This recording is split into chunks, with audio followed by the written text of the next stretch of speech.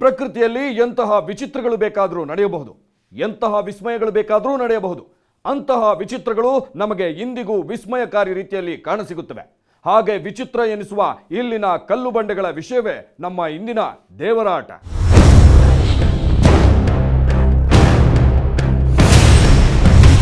ಈ ಭೂಮಿಯ ಒಂದು ವಿಸ್ಮಯಕಾರಿ ತಾಣ, ಒಂದು ಅಚ್ಚರಿಗಳ ತಾಣ.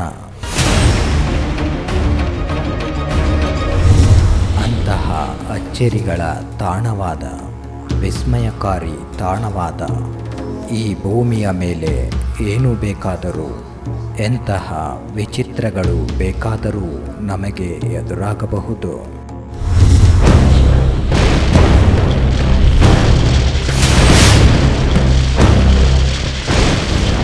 ಎಂತಹ ಅಚ್ಚರಿ ಎನಿಸುವ ನಿಗೂಢ ಶಕ್ತಿಗಳು ಕಾಣಬಹುದು.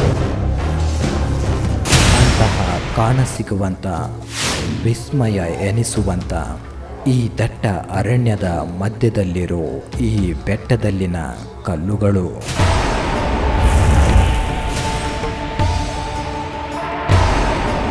ಹಾಗೆ ಅಂತಹ ಅಚ್ಚರಿ ಎನಿಸುವ, ವಿಚಿತ್ರ ಎನಿಸುವ ಈ ಬೆಟ್ಟದಲ್ಲಿನ ಕಲ್ಲುಗಳ ಬಗ್ಗೆ ನಮಗೆ ತಿಳಿದಾಗ ನಾವು ಇಲ್ಲಿನ ದಟ್ಟ ಅರಣ್ಯ ಪ್ರದೇಶಕ್ಕೆ ನಡೆದುಕೊಂಡು ನಮ್ಮ ತಂಡ ತೆರಳಿತು.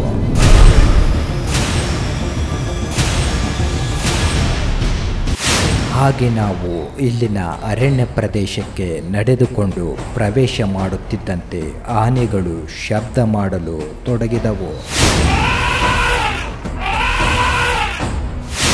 ಕೂಗಿದ್ದೇನೆ ಸರ್. ಆನೆ ಸರ್. ಈ ದಟ್ಟ ಅರಣ್ಯವೆಂದರೆ ಕೆಲವರಿಗೆ ಭಯವೂ ಹೌದು, ಭಕ್ತಿಯೂ ಹೌದು.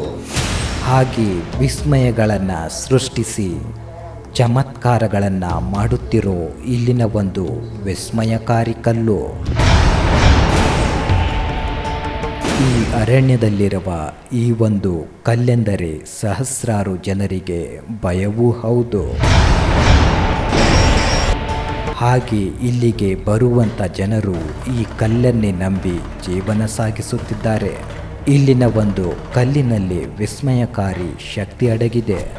ಭಾರಿ ನಮಗೆ ಭಯ ಸರ್, ಇವ್ರು ಕಂಡ್ರೆ ನಮ್ಗೆ ಭಾರಿ ಭಯ ಸರ್. ಇವರ ಹೆಸರು ಮಹಾದೇವ್ ಅಂತ. ಇವರಿಗೆ ಅದೊಂದು ಬಾರಿ ಮಳೆ ಇಲ್ಲದೆ ಬೆಳೆಯೂ ಬಾರದೆ ತುಂಬ ಕಷ್ಟದ ಜೀವನ ನಡೆಸುವಂತಾಯಿತು.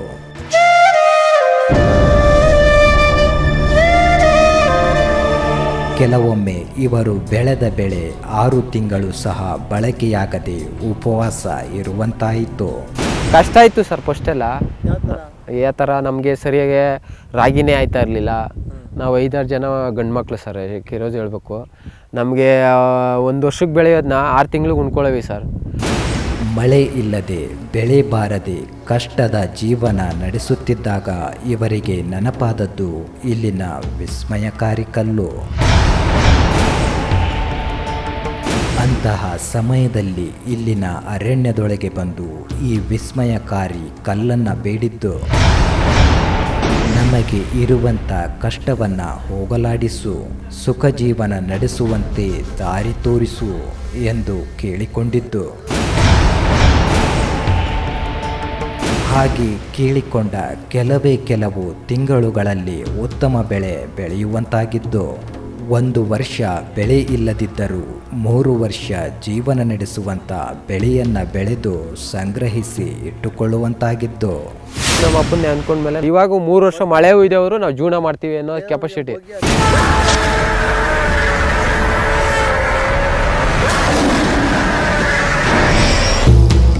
ಇವರ ಹೆಸರು ಮೂರ್ತಿ ಅಂತ.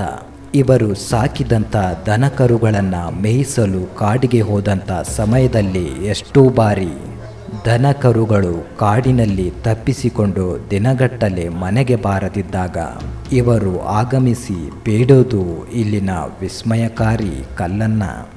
ಇಲ್ಲ ಸರ್, ಅದು ಹೊರಟೋಗಿರ್ತಾವಲ್ಲ ಈ ದನಗಳ ಮೇಲೆ ಜೊತೆಲಿ, ನಮ್ಮ ಅಪ್ಪನಿಗೆ ನಾವು ಇಂಥದ್ದು ಕೊಡ್ತೀವಿ ಅಂದರೆ. ಹಾಗೆ ತಮ್ಮ ದನಕರುಗಳು ಇಲ್ಲಿನ ಕಾಡಿನಲ್ಲಿ ಕಾಣೆಯಾದಾಗ ಬಂದು ಇಲ್ಲಿನ ವಿಸ್ಮಯಕಾರಿ ಕಲ್ಲನ್ನು ಬೇಡಿದಾಗ ಅದೊಂದು ಬಾರಿ ಆ ದನಕರುಗಳು ಮನೆಗೆ ಮರಳಿ ವಾಪಸ್ಸಾದರೆ ಇನ್ನು ಕೆಲವು ಯಾವ ಸ್ಥಳದಲ್ಲಿವೆ ಎಂದು ಪತ್ತೆಯಾಗುತ್ತಿದ್ದುದು. ಇಲ್ಲ ಅಂದರೆ ಬರ್ತಾವೆ, ಇಲ್ಲಾಂದ್ರೆ ಇಂಥ ಊರಲ್ಲವೇ ಅಂತ ಯಾರು ಊರವ್ರು ಹೇಳ್ತಾರೆ, ಹಿಂಗೆ ಸಿಕ್ಕೈತೆ ಅಂತ. ಹೀಗೆ ಇಲ್ಲಿಗೆ ಬಂದು ತಮಗಿರುವಂಥ ಕಷ್ಟ ತಿಳಿಸಿದಾಗ ವಿಸ್ಮಯಕಾರಿ ರೀತಿಯಲ್ಲಿ ಇರುವಂಥ ಸಮಸ್ಯೆಗಳು ದೂರಾಗುತ್ತಾ ಇಲ್ಲಿನ ವಿಸ್ಮಯಕಾರಿ ಕಲ್ಲು ವಿಚಿತ್ರಗಳನ್ನು ಸೃಷ್ಟಿಸುತ್ತಾ ಚಮತ್ಕಾರಗಳನ್ನು ಮಾಡುತ್ತಿದೆ. ಈ ಕಾಡೆಂದರೆ ಇಲ್ಲಿನ ಜನರಿಗೆ ಭಯ ಅನ್ನೋದು ಕಾಡುತ್ತಾ. ಇಲ್ಲಿ ಎಲ್ಲ ರೀತಿಯ ಕ್ರೂರ ಮೃಗಗಳು ಇದ್ದರೂ ಯಾರಿಗೂ ಸಹ ಏನೂ ಮಾಡೋದಿಲ್ವಾ? ಇಲ್ಲಿ ಅಂತಹದ್ದೊಂದು ಶಕ್ತಿ ಇದೆಯಾ? ನೋಡೋಣ ಒಂದು ಸಣ್ಣ ಬ್ರೇಕ್ನ ನಂತರ.